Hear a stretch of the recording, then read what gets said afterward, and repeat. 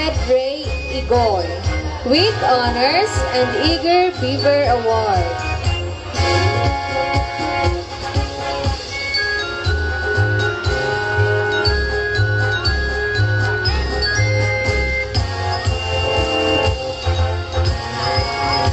Veron A.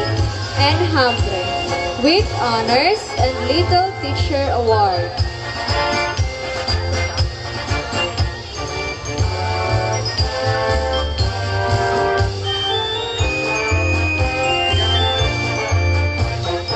Ronalyn Jane A. Gunda with Honors and Eager Beaver Award.